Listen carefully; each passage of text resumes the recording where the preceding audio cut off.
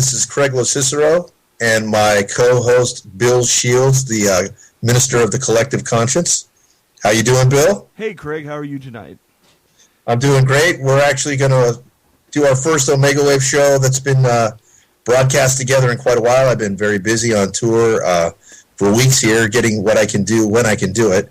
And today I was especially excited because so much has been going on, so much crap in the world, and I only get to watch it from afar. I get to the internet when I can, get to a newspaper when I can. But as soon as I got home, I delved into everything out there, and I couldn't help but notice that Anonymous and our buddy Mr. Axe have been making more and more headlines and causing more headaches and weaving their way into the worldwide interweb.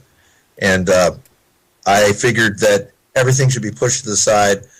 Besides this show, talking to Mr. Axe today, this is probably the most important thing that we've done because it's up to the moment and it's very relevant. And I think I can't wait to ask some questions and see what he's got to say. Hey, let me ask you guys, are you guys lighting cigarettes in the background or something? What the hell are you doing? Quit playing with a lighter. I hear a lighter flicking in there. It was actually a pen. I was going to take notes.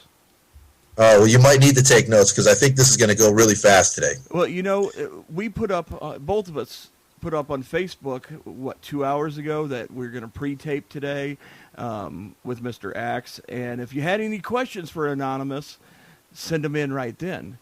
I've gotten over 250 emails since then, and so I was going to try to jot down some notes so I can make sure that we get all the questions answered from our wonderful listeners. I think we'll get what we can get, right? I mean, you can't make any promises because I think the information that we're going to ask on a lot of levels can't be just jumped across and spat out that quickly. I think some of this stuff is going to deserve a few minutes, and we can't take days to do this. But I got some really good questions. I'm sure you got some really good questions, and it's as good a time as any to introduce our friend and member of Anonymous, Mr. Axe. How are you today, Mr. Axe? I'm great. How you guys doing? Pretty good, man. Good deal. All things considered, I always say. I mean, I got things going on in my life, but they're minuscule and not important compared to the greater picture of humanity at large here. Well, like I said, as I explained in my first visit here, I'm sure you're beginning to understand that Anonymous is an idea more than a group with a leader, and I'll endeavor to answer your questions as best I can. I mean, I will answer them as one member of Anonymous. Please don't, and anybody who's listening, please don't think that I'm pretending to speak for anybody other than myself. And who I am is a committed member of Anonymous to the fights that I choose to be involved with. Fair enough. I know that since then and before then and it's going to be even more so. I mean, you guys definitely don't have the press, the U.S. press at large, buddying up to you guys and really acknowledging your legitimacy. I think that the way everything's being put out there is that you guys are some sort of virus and you must be wiped off the face of the earth and the internet. And, I honestly, going into this whole thing with speaking to you the first time, it took more of a center point of view on the whole thing, not too far one way, not too far the other way. But, after doing my research and watching everything that I think has been happening and the way the propaganda has kind of been pushed on both sides, because let's be honest, Anonymous is propaganda itself. I mean, but that's what everything is. Well, no, I don't mean to interrupt, but propaganda, if I may clarify, not so much propaganda. Anonymous is just about the free and open exchange of information among people, and that threatens a lot of people who have things to hide, people who are getting over on you and me. So it's not like I'm here to disseminate. I mean, to deceive anybody, because I think that word kind of implies deception, and we are the antithesis of that. We're trying to be crystal clarity. You know what I mean? Oh, I get that, and I'm not saying you definitely are a propaganda machine, but everything the free and clear speech and everything like that. That's wonderful. And I'm not even coming down on you right now, Mr. Axe. I'm just throwing it out there that if there is something that somebody's trying to make a point of, and they're throwing it out on the internet, and it's being put out there in a message form, and it's being circulated as viral. You call it what you will, but it is a propaganda by that definition. It's trying to communicate that idea, but propaganda is thought of as something negative because we obviously think of like Nazi propaganda and political propaganda, but I don't mean it like that. I just mean that to get it out there and circulate it on the internet is basically you're advertising.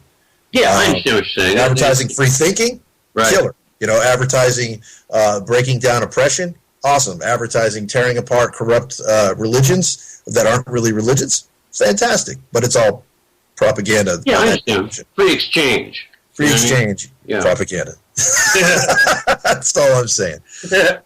Okay. Anyway, Bill. Yes, sir. Have at it. Have at your first questions. Okay. The big question, the one that has been asked more so than any other, is the November 5th operation. But we're going to save that one because that's the one everybody wants to know. So you want to hear that one, stick around for about an hour and you'll get the answer. Right now, I want to talk about what's going on with Bart in San Francisco and that whole situation. And now I know Mr. Axe is not partaking in this operation. He told us this in the pre-interview. I'm just being honest with you. But Mr. Axe, could you tell us what you know about what's happening with Bart? Sure can. The group of anonymous members who chose to take this on, their message is simply that the information that, well, first of all, it started out as a protest against some questionable shootings that took place by the BART police. Now, that's not for me to discuss right now. These shootings took place. People wanted to protest those shootings.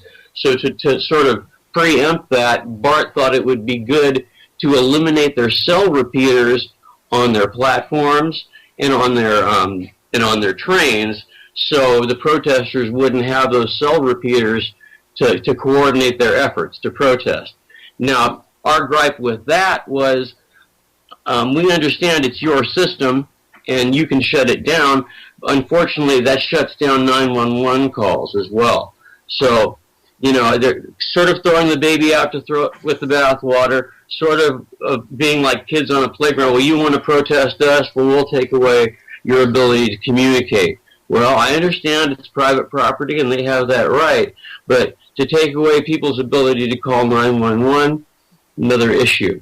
Some people were really upset about that. Now, is BART publicly funded, or is it a private corporation? I honestly don't know the answer to that question. I kind of do. It's a publicly funded private organization. Does that make any sense? Not at all. Clear as mud. It's perfect. But we live in California, so I get it. Yeah, pretty much. Pretty much. I mean, the powers that be there. They have to continue with the question about BART. The actions that took place were, they have a website called My BART.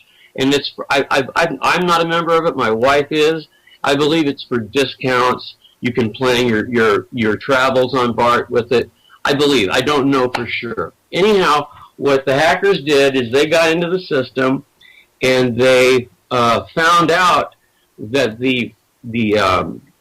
whatever information the people chose to share with BART, their name, password, obviously, and email address, was not encoded, not encrypted, and was so simple to get at that, like, an 8-year-old with an internet, connection could have got it. So their argument is, you owe a better protection to your ridership. They deserve an encrypted website. They deserve a safer place. If they're going to give you information, they deserve one that's not going to be hacked by an 8-year-old. And how do you show that? By hacking it, unfortunately, and that's what they did. Like I said, I'm not involved. I didn't go to the protest, but my wife's information was spilled out, in this dump of information. It didn't bother her at all. She just changed her passwords. There's other people who reacted differently, though. No, that's a big deal. But that seems to be the going trait here, and it definitely happened with Sony, and that seems to be why you guys came after Sony. It's happened with Bart. That's just one of the things that's happened with Bart. It's happened so many times recently, and it's happening with Facebook. They're obviously selling off information to Facebook, which we'll get to. That's very disturbing. Now, the other thing with Bart that you mentioned is the mistreatment by the BART police of the patrons a lot of times. But to anyone who's never ridden on BART, and that would be most of you because not everyone lives in the Bay Area. It's not as bad as the subway most of the time in New York City or even the tube in London, but it does turn into a bit of Night of the Living Dead once you get to past a certain hour, and your drunks and your criminals all come out and they're looking for trouble. So there's to that defense, and that's as far as I'll ever go with the way the BART police have to deal with this stuff, because they get extremely edgy in the evenings because there's so many things that go on and crimes that do happen. But as we've seen years ago, or a couple years ago, with the BART police officer, thinking he was pulling out his taser, so he says, and shooting a guy to death, things get a little out of control there. And that seems to be a trait, again, that's happening everywhere in all forms of the law in the United States. Everybody's so on edge. It seems like we're not thinking straight, Mr. Axe. I mean, I agree. I agree. It's very easy, to be an armchair quarterback, to point fingers after something like this has transpired. I understand that. And what was the other? It wasn't only that one. There was the BART shooting recently of a gentleman, and there was 3 different stories. You remember? First, they said that he shot the officers.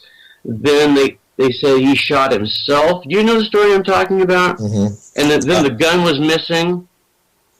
I've only heard a little bit about this. This is just one of the many things that I should, I don't know everything. I don't know all. We don't know shit on the show. We just ask questions. Yeah. Well, I mean, the truth of the matter is, like I said at the beginning, there's a few questionable BART shootings, and because they're still under investigation, it's the last eye is obviously not cast on it. And what you're saying, and look, there's a few inescapable facts. Summertime, and the time is right for a street fighting man. You know what I mean? Right. Say, Dad, it makes sense. Yeah. But it happens. It happens. There's a lot. It's a symptom of a much greater ill. I don't have to tell you that. And, it is. That's exactly right, and that's the thing that I was kind of getting to. It's like, this is somewhat of the way I'm starting to relate to Anonymous. It seems like it at a glance it's one thing, but when you start getting into it and you see all the causes, it seems like it's starting to make sense to me as a voice of reason, of calm in the middle of all the chaos that everyone's feeling, all this tension that's rising up in our shoulders right now. Because if you go back and you look at what's being said, and I do, and I watch these things, and I'm not a member of Anonymous. It's not my shtick, man. But I got to give it a lot of credit, because it seems to be reasonable compared to the option of just going with what's happening right now, which is just an escalated chaos and tension and building towards something violent. And I like the fact that you guys, Mr. Axe, preach nonviolence, but yet to stand up for yourself in numbers. And as long as people are so apathetic, which is the thing that bothers me the most, there's not really going to be much of a change the way I see it. Now, but let me ask you, getting back to the BART thing, what did happen, even though you weren't directly involved in this BART organization? What happened, I listened to the police radio. All I know from what took place, I didn't even read the news reports. I just listened to the police. Now, I remember hearing that at one point there was between 300 and 500 protesters at one of the BART. First of all, they closed all the downtown stops. for about an hour and 45 minutes. Maybe it was 2 hours. That's effective. Yeah, absolutely. At rush hour, absolutely. And what surprised me is I heard, and they said I've heard numbers I've heard anything from 200 to 500 people. I've also heard that there were 0 arrests. I've also heard that they dispersed calmly. I heard there was no ridiculous, like, breaking of windows or something you would think of a riot. Most of them rode the BART there, calmly put their masks on, protested an hour or two, and went home. That's really all that really happened. Pardon me. Lost my train of thought. So that's pretty much it. I didn't. Now, if someone wants to overrule me here, I didn't hear of any violent action at all. No, I know there was no intention of that. Nor did I this time. You would have heard about it, and I would figure that the news would have jumped on it and capitalized on anything that would have happened. But that's that's surprising to me that there was no knucklehead to get in there and do something idiotic to dumb the whole thing down. I remember hearing the police officers saying that the majority of them are wearing the Guy Fawkes masks, which I'm glad to hear that there's that many Guy Fawkes masks still out there in the city. I wish a lot more of them would show up at the Scientology protest, but that's a whole other thing, Well, in the end, the mask only represents, I don't think that represents everything. It does. It represents them for that moment. Yes, well, it does, and it also looks really, really fucking cool. Let's just be honest. I'm glad to hear it referred to as the Guy Fawkes mask because it is not a V for Vendetta mask. Guy Fawkes was around a lot longer than V for fucking Vendetta. Thank you. I hate that the modern revisionist idea of what it's about. Just my 2 cents. I'm not a member of Anonymous. I like history, so there you go. That's my 2 cents on it. Well, it is a great movie, and that movie made an impact on me when I watched it, and it still sticks with me today. And the fact that sometimes people are willing to die for what they know is absolute and to be right can go both ways. It's not just the extremist, religious fanatic that's thinks you're going to meet their maker and everything else. Look what happened in Norway. Yeah. Hey, listen, that goes the wrong way. Exactly. This guy believes what he did. This guy was trying. That is a whole other subject. I just got to say, since you brought it up, that I walked that area, not where the kids were killed in the camp, but right by. It's basically where the Nobel Peace Prize is given out. Right. It's a very lively and beautiful central square in the middle, right by the water. Everything is just gorgeous. There's people just running around everywhere, and it's this little building where the Nobel Peace Prize is actually given away. It's not a very big building, and I got a real strange feeling when I was there. Like obviously there's a lot of history. And then I started thinking about, who, over time, who deserves it, who didn't deserve it, and then I thought, Barack Obama got one. Well, that just throws credibility right out the window. Thank you. Yeah, so I was like, but I, just on my little walking trip. Jealous and, much? What's that? Are you jealous you haven't got one and Barack Obama did? If I've done anything to deserve that, Jesus Christ. Anyway, but you've done more than Barack. I'm sorry I brought his name up. All right. I'm sorry. Anyway. But he can't solo for shit, by the way. Exactly. Oh, we don't know, but he can dribble between the legs. I want to see Barack do a sweeping arpeggio, then I'll be impressed. Thank you. I don't even do those. But anyway, come on, guys. Back to what I was saying. I've walked through the area. This is a pretty serious thing to me now because at the time it was just another beautiful place where history is made. And I just, I had friends that were very close when that bomb went off. I've talked to people that, either lived close or were close, and it's not just another act of terrorism. I think in this case you have somebody, you can't call him a Manchurian candidate. You can't call him insane. And these are things, the immediate thoughts that go through my paranoid head. Like, oh, maybe he's probably mind control, or, guy must be insane. This dude knew what he believed in. And he wanted to wipe out the Labor Party? Yes. Okay. So he not only did that to distract everyone over here, but, I mean, this guy was so well orchestrated and organized that he brought himself over to that camp where there's kids, the future party members are.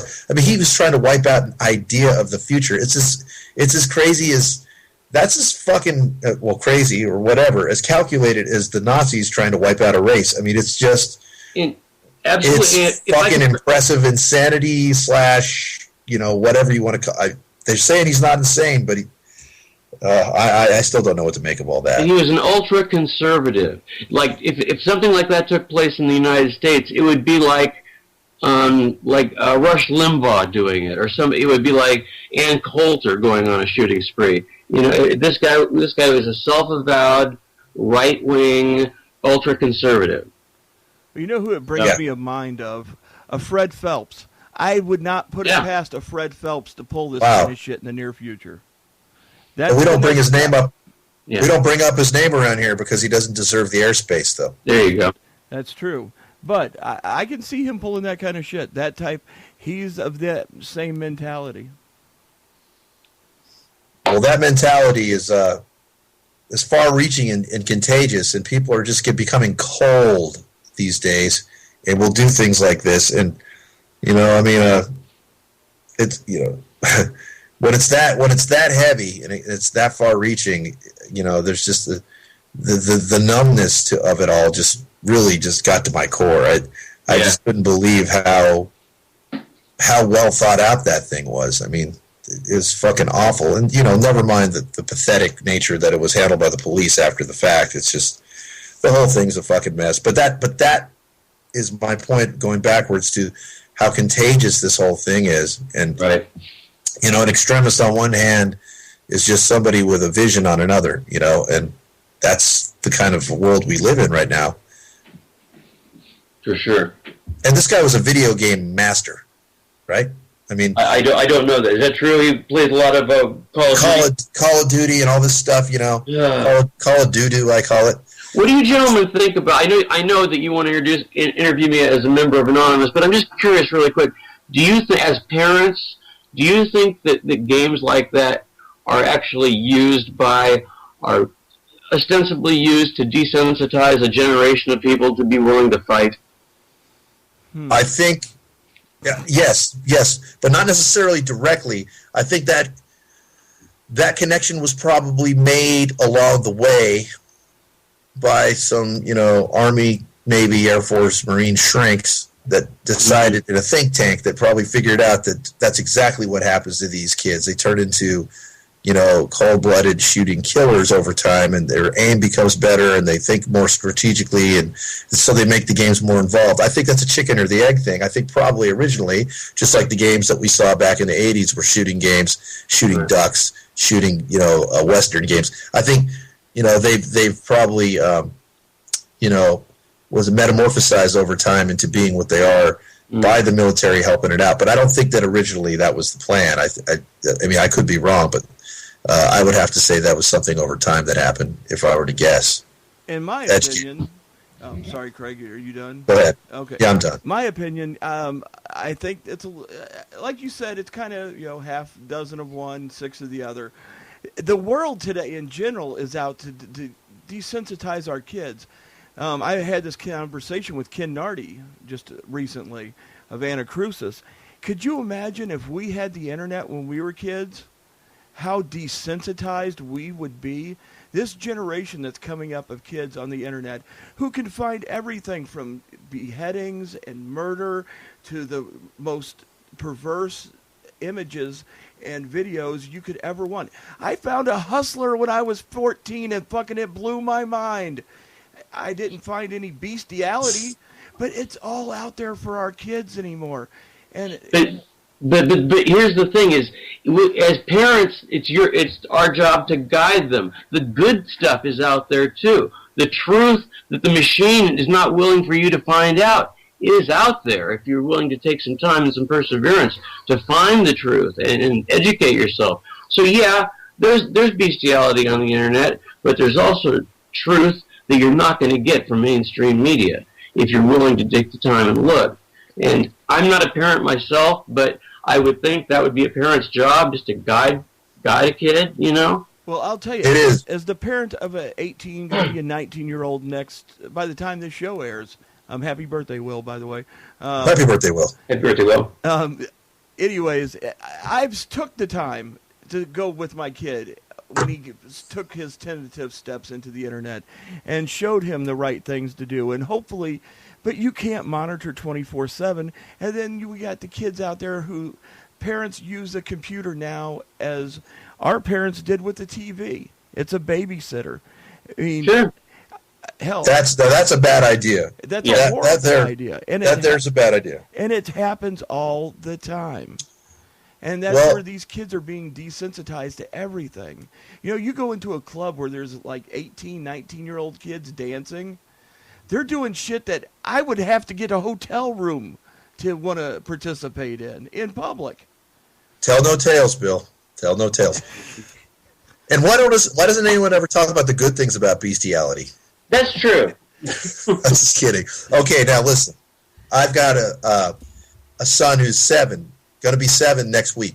So happy birthday, I Tom. figure, he'll be. Yeah, it's a big deal around this house. I bet. But you figure this is the crossroads for a child's age right there, especially today, because he watches me and he doesn't. You know, he's kind of interested in the computer, but he's more interested in what's Dad doing today. Why does he have 50 emails this morning?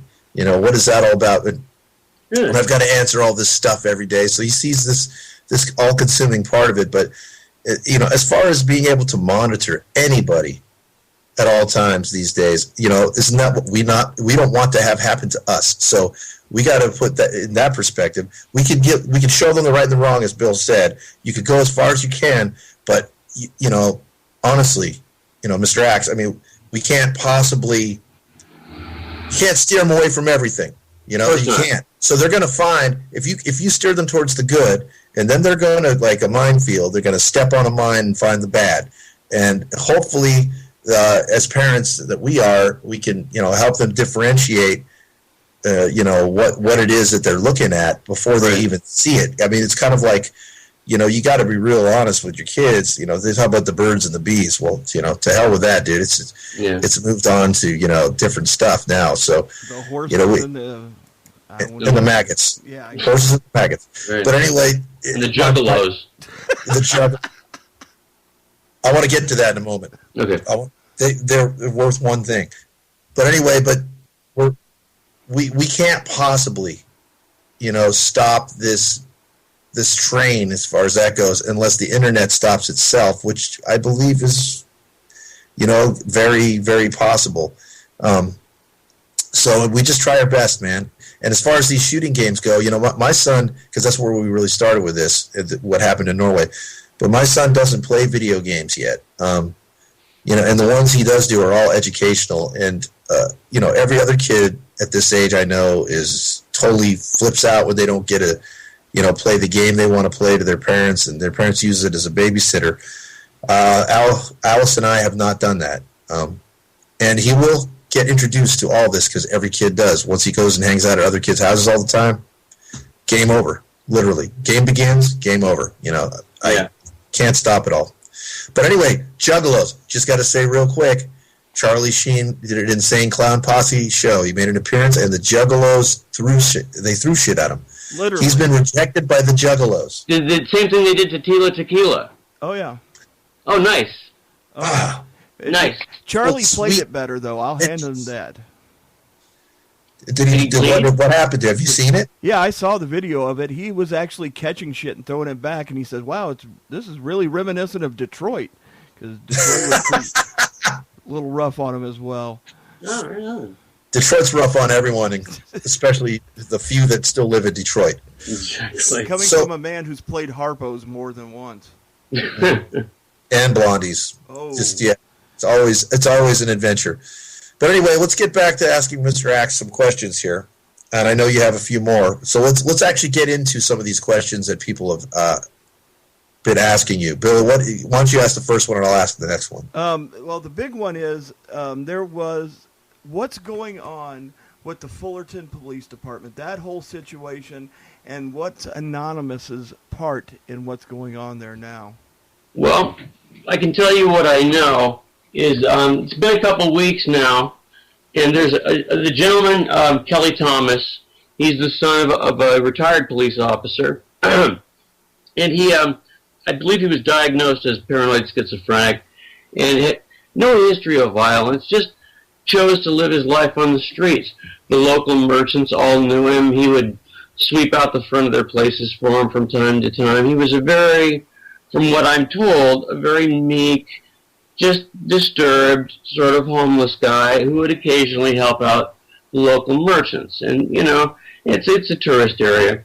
Well, apparently, I don't know what the disturbance was specifically, but Officer Jay Sinelli, Officer Kenton Hampton, Officer Kent Manny Ramos, Officer Joe Wolf, and Officer James Blatney, who are all at home now on paid leave at home, were all witnessed at one point or another beating this man once he was handcuffed. Specifically, Officer Jay Cicinelli, Cicinelli,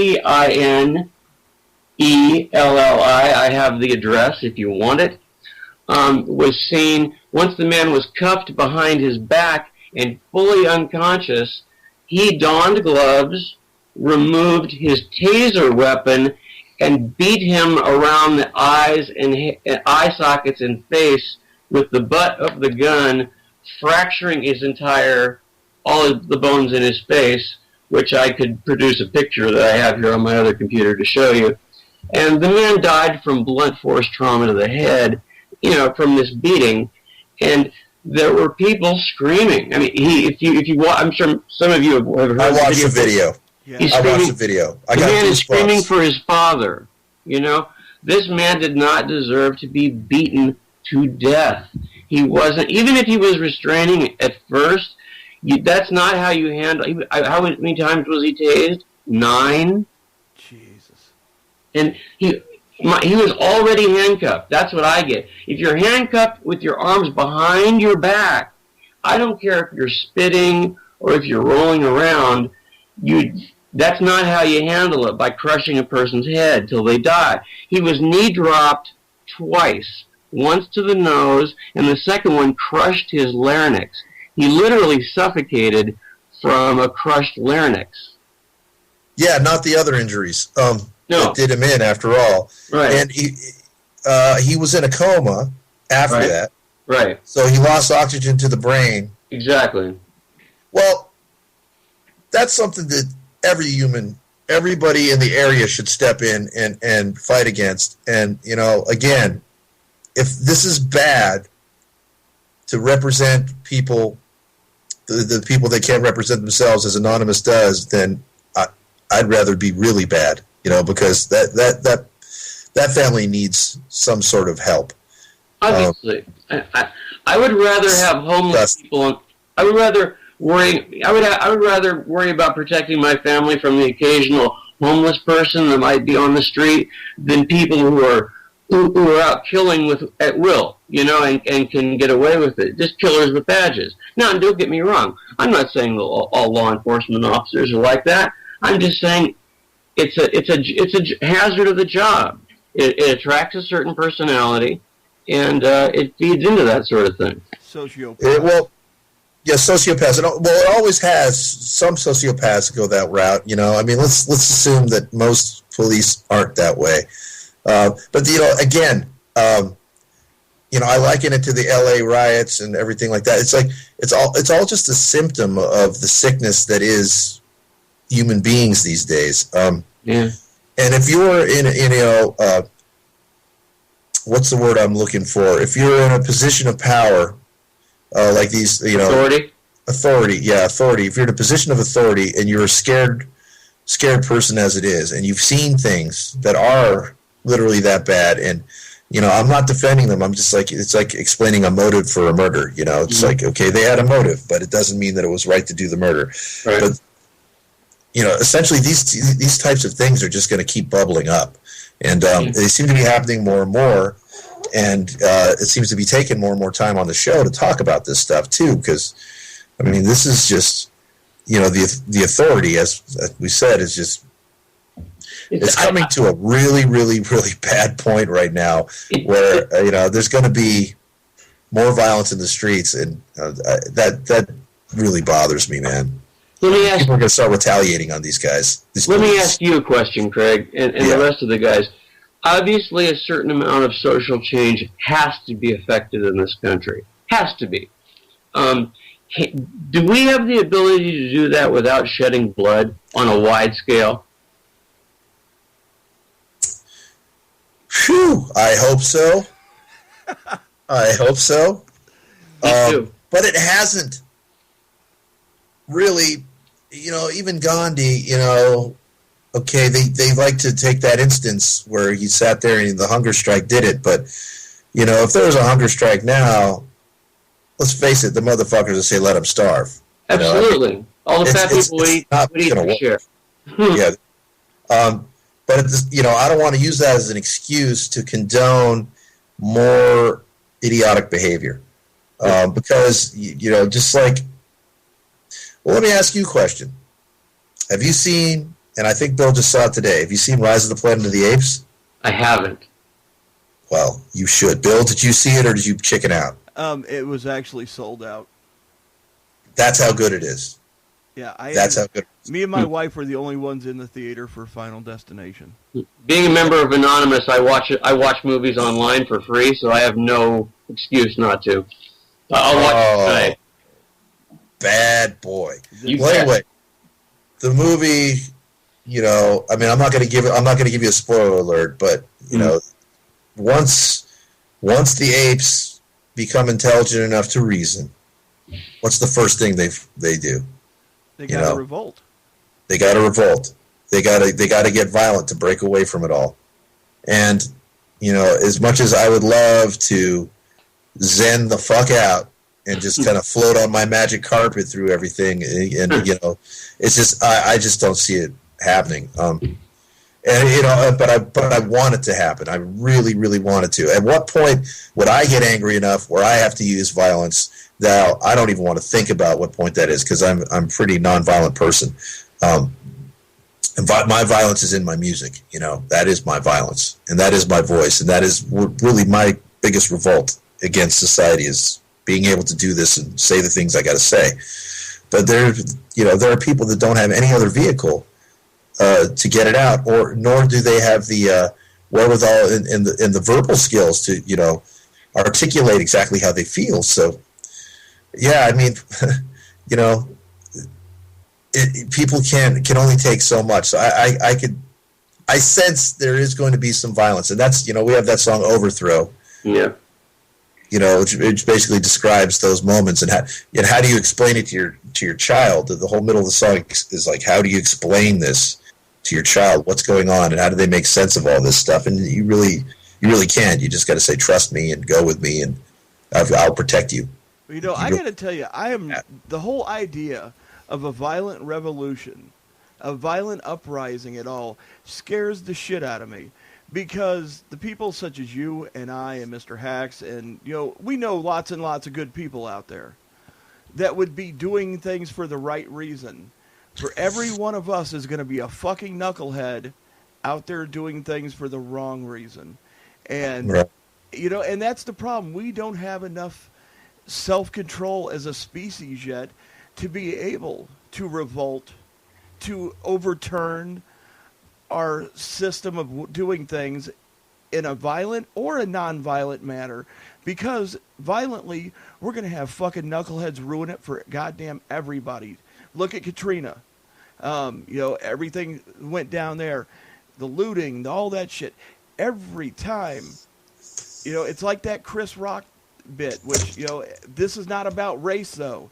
This is about fucking knuckleheads oh my God, we're revolting against the government. Shit's bad. We're going to take back over. I'm going to get me a plasma TV while I'm at it. It's not the right attitude. And it's like Mikio Kaku said that we're not even a level 1 society yet, right? Exactly. Right. That's why we can't revolt. Can't is a word that I wouldn't use. Also the other thing that people are is extremely resilient, like cockroaches, and we seem to find a way to squeeze out of situations. Now, this whole show is about all these situations we've been putting ourselves into, and what we ask all these questions. And that is a great question, Mr. Axe. Is it possible to get any of these changes truly implemented and put into motion without some sort of violent resistance? I ask the listeners and the watchers of this, what do you think about that? Because I think ultimately you're going to have both. Ultimately you're going to have a nonviolent, and then eventually you're going to have a violent every fucking time.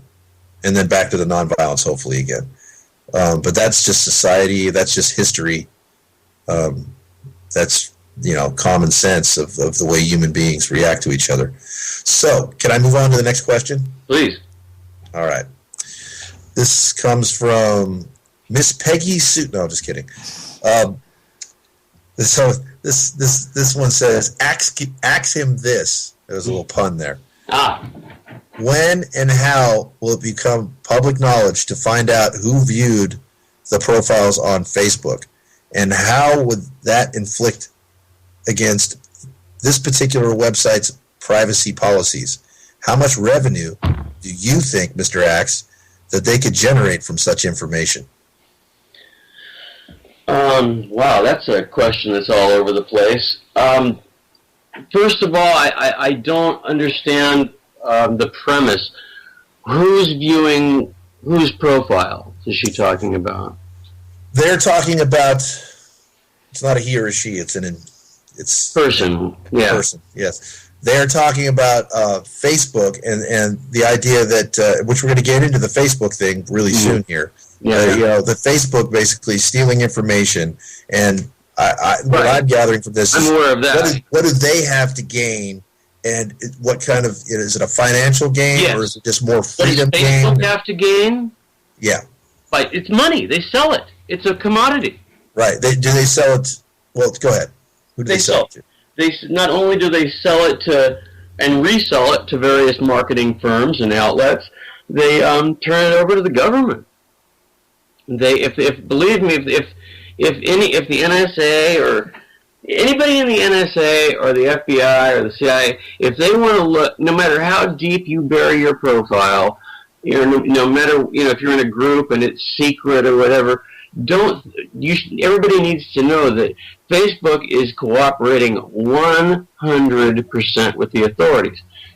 For better or worse, that's what's going on. Now, that being said, there are other social networking sites that are appearing. I'm not going to plug them here.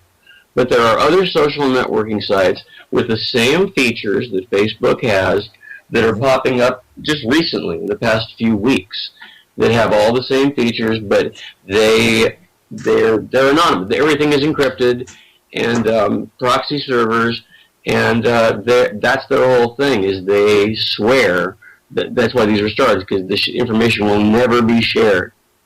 So you will see more. It's not so much that Facebook will shut down, but I think you're going to see people who are more security conscious.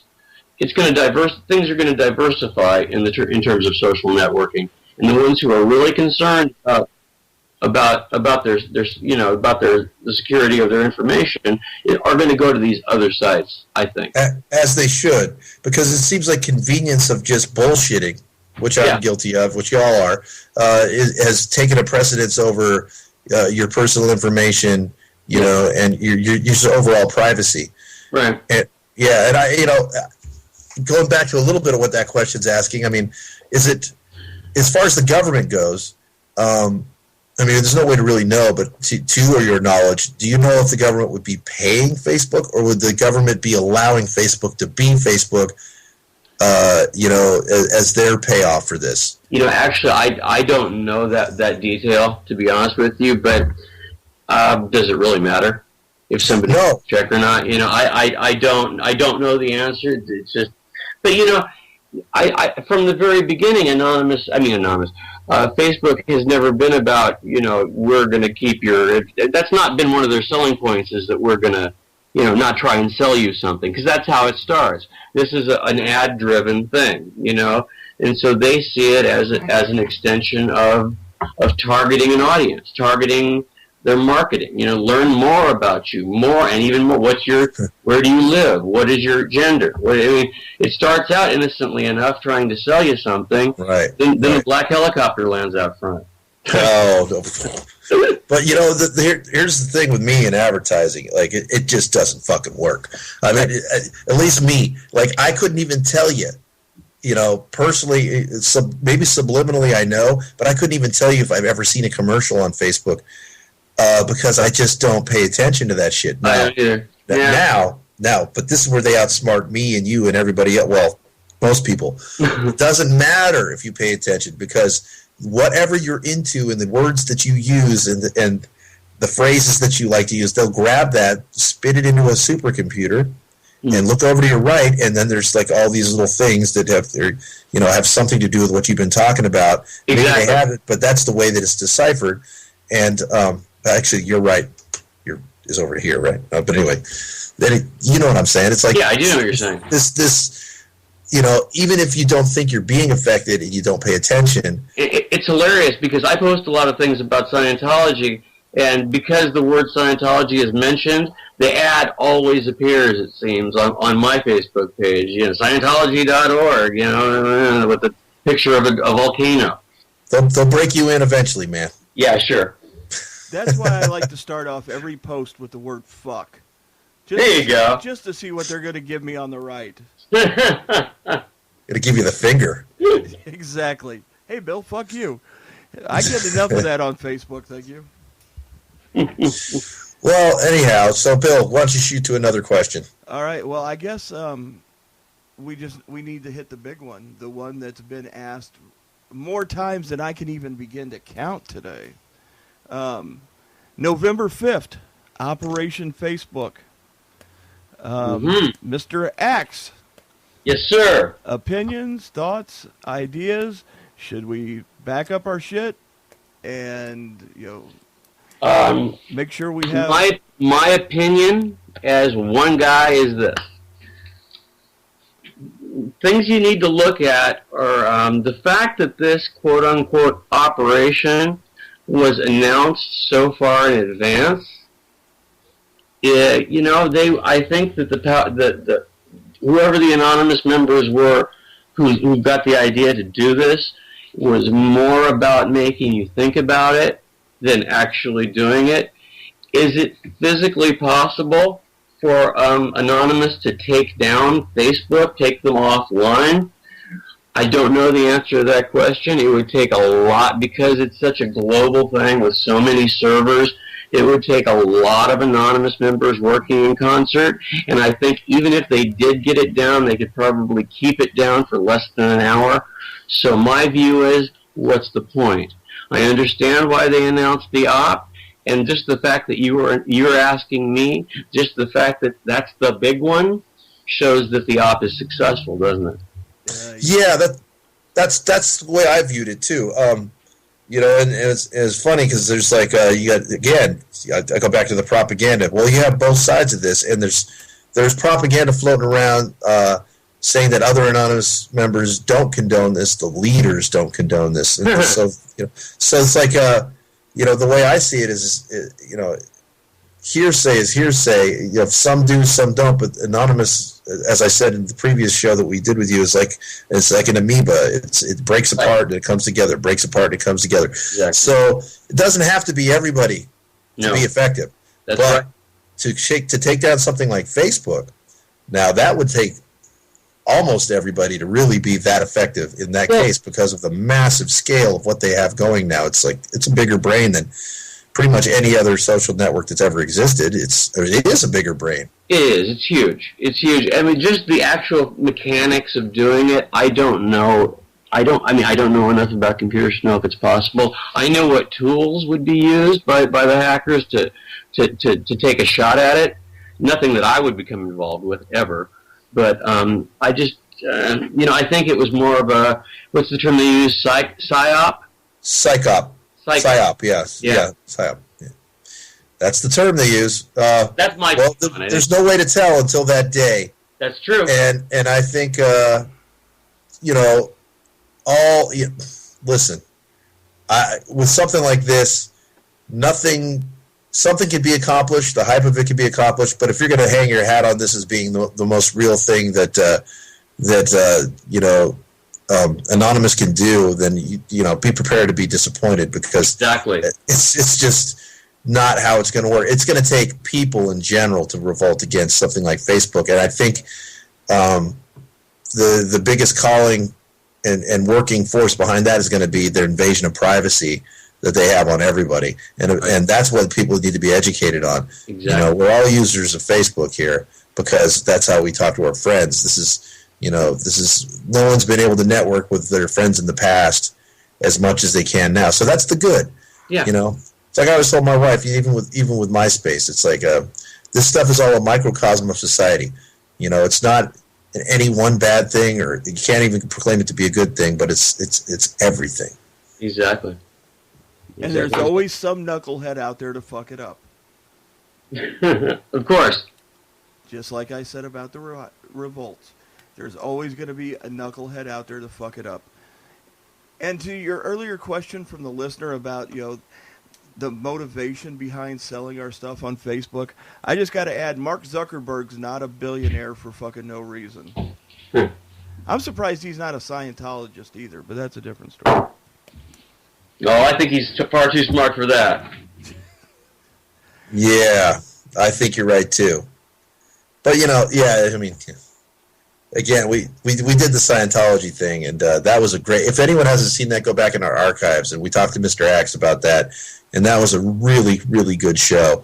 And but before we get out of here, I would like to bring you up to date on what's going on in the war against Scientology. No, we're not done with you yet. Oh no, okay, not done with you. We can go past an hour here. Oh yeah, okay. And I'm going to put Craig on the spot here, because some of the things that we've discussed privately, I want to do another roundtable. The one we did with Mitch and John Schaefer was Mitch Harris from Napalm Death and John Schaefer from the great band Iced Earth, Iced Earth and Sons of Liberty. Yeah. Yep. So I want to do another one on organized religion, that being the main topic, with Mr. Axe, Mikey. Hey, hold on. I just saw John Schaefer's name pop up on the bottom of my screen as soon as we said that. How's that for symmetry? That's weird. All right. So we do a show on organized religion in general, with Mr. Axe, of course, Mikey from White Wizard. Mike's a hell of a guy, and he is very, very into the fight against Scientology as well. And then, Mike's a smart cat. I toured with him, and he's a smart cat, man. Good dude. So I suggest I'll get to work on that one as well very soon. We're going to get these two, plus I'll get a third guest on that one, and a show dedicated to just the outlight, some of the bullshit going on out there in the world of organized religion. Scientology, as you know, they hunt for musicians, and artistic people is who they prey on. The ones that are disillusioned and feeling down about themselves. Exactly. Sounds like every religion. They could have got Janie Lane if they tried a little harder. Oh man, I think that I knew Janie. It was a sad story, man. Oh. Do we know the story with that? I mean. Well, I know the story of him back when I knew him in the '80s, and I believe, wasn't it alcohol or? Yeah, he was found with a half a bottle of prescription pills. They haven't said what yet, and a half empty bottle of liquor. That'll do it. Oh yeah. I was in where was I when that happened? I believe. You're on tour. I was in Europe. When that one happened, wasn't I? It was just a few days ago. Yeah. You know, and speaking of Scientology, I told Mr. Axe the other day, I've had occasion to run into Mr. Lane a couple of times over the years, and we got talking the last time I saw him, and it was on their downward days. It was after he had left Warrant and was solo, and he said the biggest thing, because the song I Saw Red is one of the most open, honest songs I've ever heard in my life. You know, he comes home, his wife that he loves and adores is banging Richie Sambora. He's home for and that's what the song's legitimately about. He'll tell you flat out. He brought this chick from Pennsylvania. It was his high school sweetheart. He loved her. She was, his moon and stars, sun and stars. How does it go from Game of Thrones? Anyways. Gotcha. She was everything, and he got homesick for her during the first tour and came back to L.A., where he had set her up in a nice place, and she's fucking Richie Sambora. And then he went out and wrote the song I Saw Red. So, just poured his heart out on the song. So I really had some respect for that, 'cause to take a situation like that and, anyways. So I talked to Janie in the later days, and I told him that, and he was like, I know, and for some reason, when I got home, and after this became public of what happened in the song, the Scientologists were really bugging me. Oh, yeah. Because they were like, if you've had this kind of trauma in your life, you have a fucked up Thetan level or something similar. And, something like that. Yeah, it just... Jeez, who else are they going to prey on? I was talking to Mr. Axe the other day. The show My Name is Earl is one of my favorite TV shows. The whole idea about karma being a force in the world appeals to me as a human being because I truly, strongly believe in it. But Jason Lee is a big-time Scientologist. Big time. No, not just big-time Scientologist. I saw an interview with him recently with an independent filmmaker who's making a movie about Scientology, and he really, the vibe I get from the upper level Scientologists that I see spoken to it's not so much that they're denying that the beatings are going on and that the things with the children and everything are going on. They honestly don't care, because Scientology teaches you if it doesn't affect you, it doesn't affect you. You know what I mean? If you aren't seeing it, then you don't know it's true. Okay, God, perfect. Because that brings me to my point of like a guy like what's his bucket out there? Oh, Tom Cruise talking about if he drives by an accident. He has to do something about it. When was the last time you heard about him stopping at an accident? I don't think he's ever done it. Well, according to him, he has to do it. So not without an agent and a camera crew. Exactly. So with this kind of crazy mindset, cuckoo for Cocoa Puffs mindset. So what you're saying is the other side of the coin is that if you don't witness it, it's not your problem. Exactly. Oh, I love it.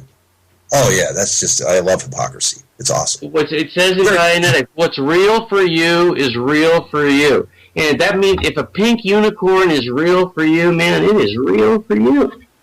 And that mayonnaise that comes out of the head of that... Oh, never mind. That's another... Yeah, I got back to bestiality. Yeah.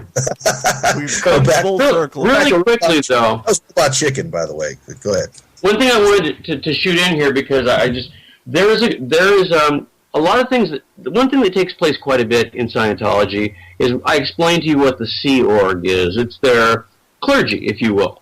And quite often when there's a family, when there's a pregnancy that arrives in the Sea Org, it's usually, there's usually either somebody leaves the church or there's an abortion. So long story short, there's this girl, and she's from Southern California, 16 years old, and she has been posted up here. I guess the parents split up. One stayed in, one left, or whatever. And this poor girl, her name is Casey. I'm not going to go into the last name or anything. 16-year-old girl, and she's kind of being, the church is shunting her off from place to place to place to stay one step ahead of the custody, and it's really a drag. So we're going to, well, not so much we, but I'm making a special protest sign for the next couple of protests, to just inform this girl to, people love her, people are thinking about her specifically, because that makes it, what's real, if it's, I'm trying to make it real as I possibly can. If this girl looks out the window and sees her mom's picture on, and, please call your mom, or I don't even know which parent it is exactly, but, we're going to try and reach out to them. At least I am, just one person. This is going to be like my project for the next few protests, and see if maybe that, it's worked for other people. We've gotten people out that way before. So a 16-year-old, it's just ridiculous. No, it is ridiculous, and that's very, very cool of you, Mr. Axe. I think that's the kind of thing right there. Everyone needs to find one thing and make a special effort for it, because you can't spread yourself too thin all the time. Exactly. And that's another lesson to be learned by people. They get so overwhelmed, sometimes you have to concentrate. Everyone's got to fight the fight on a different front. Yeah, absolutely. I will tell you. Use your bells. I will tell you, Mr. Axe, when I make my triumphant return to the Bay Area, I'm going to come protest with you. I'm going to come hang out. Oh, that would be great, man. I have masks for everybody. That's cool, because I can't find them anymore. But I wonder why. Well, can I just ask one more question that we can kind of wrap this up with and get out of the that back of the Scientology thing? And this is somebody that asks, let me see if I can find the right place to begin this from. What would it take for the American people, or any other in other countries for that fact, to get change in that country? Can we just uprise like they did in Egypt and Syria, or are we too large? Would it take a major city, all the major ones at once in each state? Would it have, or what would it take to have to happen? It's a loaded question, but I might as well ask. And we don't have, I mean, I could imagine you don't have the answer for that, but what's your opinion about that, Mr. Axe? My opinion is you're going to find a lot more resistance to any sort of uprising in this country than you will in a place like Egypt in the third world, because Egypt is just what we saw there was basically a small group of well-armed and paid thugs against a large group of people. I think in this country, that gets back to what I was asking you before about the bloodshed. There's so many people, who are part of the law enforcement incarceration system that I think after a time, it's not going to be a problem for them to shoot American citizens. So how do we fight that? How do we affect a positive change without it going that way? I don't know, but believe me, I am on the research team to try and answer that question out, because violence is not the answer. If you come away from anything I'm saying, violence is not going to achieve us our goals in any way, shape, or form. And I think violence and the talk of violence is the tool of the other side, and it's fear mongering. And to ask this person's question, I don't have an answer to this person's question. All I can say is, it starts at home. It starts, in your own little corner of the world and moves outward, So I agree with that. Well, go ahead, Bill, because I got something I want to add to that afterwards. Go ahead. Well, I got a question and a comment from Keith that was just posted on Facebook. He says, I think it's awesome what you're doing. What I want to know is if the government tried to shut down the internet here in the U.S. like they did in Egypt, would or could an anonymous be able to open a link for free speech without a government during a government shutdown of the internet? Wow, I don't know the answer to that question. Some friends of mine and I have been talking about, if that were to happen, how could we do that? And there's a lot of cities are going to, not cities, but groups of people are going to, you know what a dead drop is? Oh yeah. Yeah.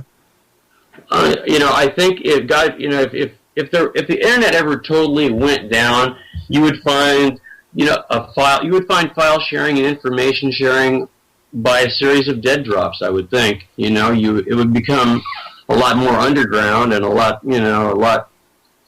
So what do you say, like leaving a gig stick at a certain spot? Exactly.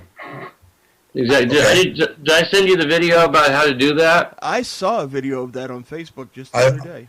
Yeah, Yeah, I may have been out of town. I lost out on a lot of pertinent information. Yeah, there's been about, I don't know, 20 of those in the city put up in various locations. And the folks that use it share everything from games to porn to a lot of things. From what I hear, I've never actually accessed one, but it's like our own, our own little internet. Does Mr. Obama have a switch? Can they just turn this thing off? I think they can. I'm almost positive. I mean, but there's always going to be a way to hack into it, and that's the brilliance and resilience of these human beings. Again, I mean, you can figure out a way to turn it off. You can figure out how to turn it back on. Yeah. I think the only thing they could really level the playing field would be a lot of what are those EMPs. Yeah. Oh no! If that goes down, yeah, that would be like what the sun can do to us. It's like there are ways, natural and unnatural, to literally shut down, all electrical currents being able to even be circulated. So that would tend to really fuck this thing up. Do you think our own government would detonate an EMD to shut down? Would false flag it? You know what I mean? And call it something else and do it. Kind of like what some people think happened on 9/11. In a fucking heartbeat. That's a whole nother show. But yes, I do if it gets out of hand enough. And that brings me back to what I wanted to answer or say about the question that was asked 2 questions ago about is it too big and would it work? In my opinion, the only thing that's really going to work against the hand, if we want to bite the hand that's feeding us, so to speak, feed the hand that bites us, or whatever you want to say to it. The only thing I think is going to work is going to be a massive movement, and it does start in your corner, but there has to be a lot more trust and organization in that trust to pull together something like that, and that's, nobody wants to be a particular leader, or no one wants to stand up as a leader, but it's been also proven that human beings are inherently, kind of like a chicken running with his head cut off if there's not some sort of leaders of this stuff. So I think even in America especially, it would need to be a greatly organized situation. It's going to get violently resisted because the way that our soldiers are programmed, and a lot of them don't even know when that switch comes, and then boom, they're in it. They just have to turn around and shoot who's running at them. So I mean, it's a deeply complex question that I don't think anyone has an easy answer for it. But if anything that my brain is really dwelling on today is, after talking to you, Mr. Axe, and everything that we've been through here, is that, as much as we want an unviolent solution, violence more than likely will rear its head coming from all angles on this one. If we really want to stand up against the,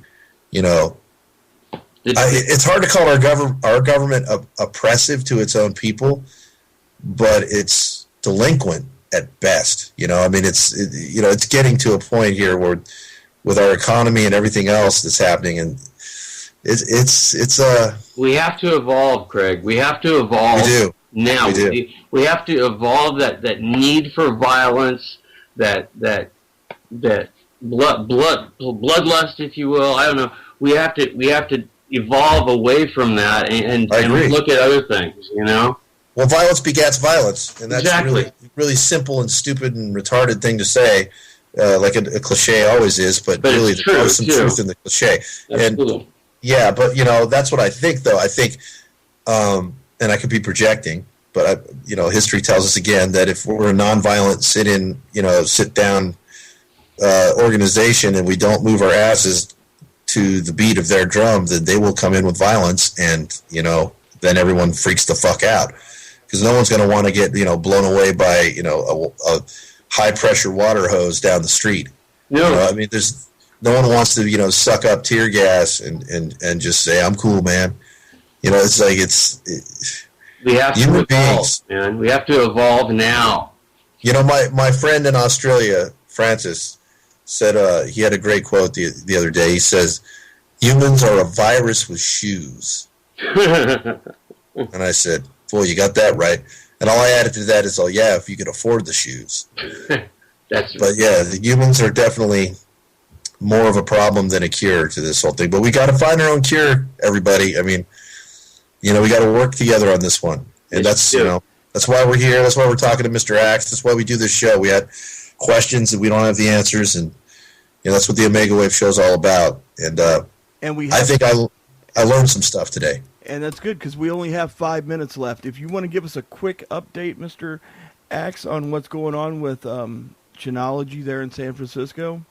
What's going on in the big picture with Chinology right now is there was a guy who I mentioned last time. His name was Marty Rathbun.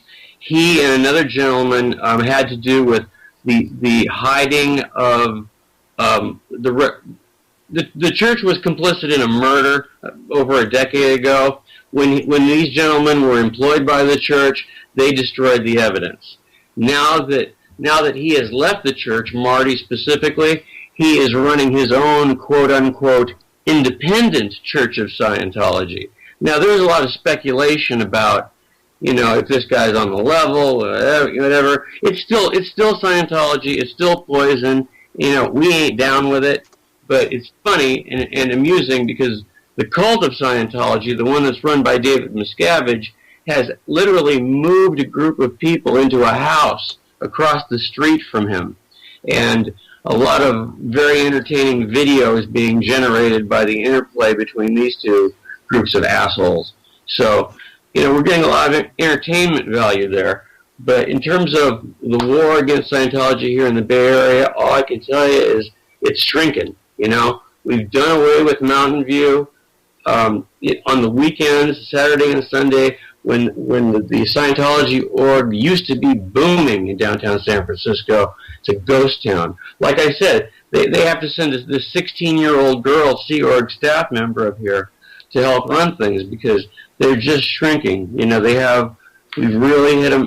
When you have a 16-year-old wearing commander's bars and a naval uniform, walking around this place being saluted, it's just a joke, man. It's comical, but that's all they have left. We're taking their numbers, and here in the Bay Area, we're being really effective. Awesome. Craig, you want to sign us off for the week? Yeah, I do, actually. All right, everybody. Well, it's great to be back for a little bit. It looks like I'm going to be back for longer than I thought I was, because my European tour has just been canceled as of yesterday. So the good news is that I'll be around to do these shows, pay attention to the issues, because things are heating up, and I like to do that. The bad news is that I won't be doing that from Europe, where I should be. But that being said, we'll put together some amazing shows, and we'll be talking to you all very soon. And I really, really want to thank Mr. Axe today for being very forthright and honest, as usual. And, it's not like you pretend like you know it all, and I really love that about what you're doing yourself and what you stand for. That you're here to to learn as well, man, and represent yourself well. Thank all of you for having me back a second time.